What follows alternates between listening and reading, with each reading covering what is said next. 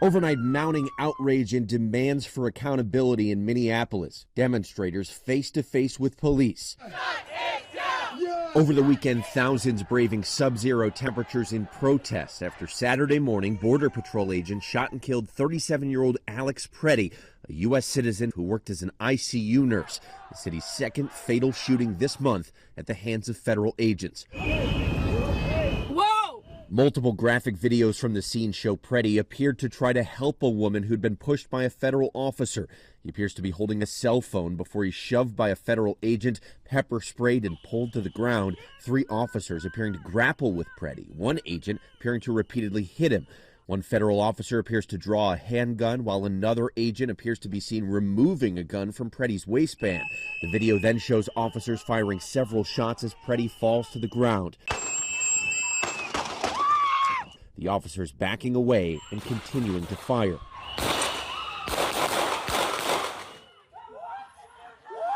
An independent audio analysis finding 10 shots were fired in less than 5 seconds.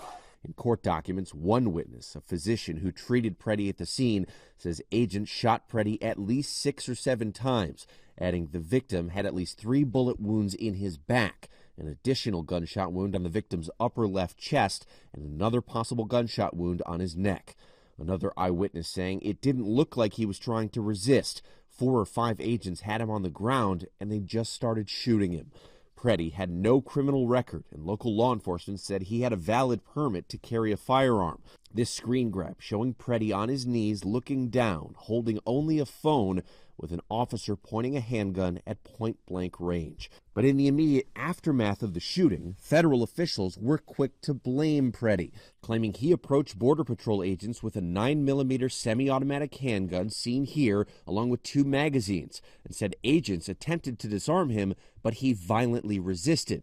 This looks like a situation where an individual arrived at this scene to inflict maximum damage on individuals and to kill law enforcement. Video evidence so far shows he never drew or even reached for his weapon. The Department of Homeland Security says they'll investigate the shooting, but Minnesota Governor Tim Walz says they need to conduct an investigation of their own. Thank God we have video, because according to DHS, these 7 heroic guys took an onslaught of a battalion against them or something. It's nonsense, people. It is nonsense, and it's lies. The Department of Veterans Affairs has confirmed Preddy was a nurse at the Minneapolis VA Medical Center, seen here reading the final salute for a fallen veteran. Today we remember that freedom is not free. We have to work at it, nurture it, protect it, and even sacrifice for it. Preddy's parents speaking to the AP, remembering their son as a good man. He was an outdoorsman. He took his dog everywhere he went. You know, he loved this country, but he hated what people were doing to it. And his friend Nikki Adams says in her eyes, Alex Preddy was a true American. He was just a passionate person that really just wanted to do good.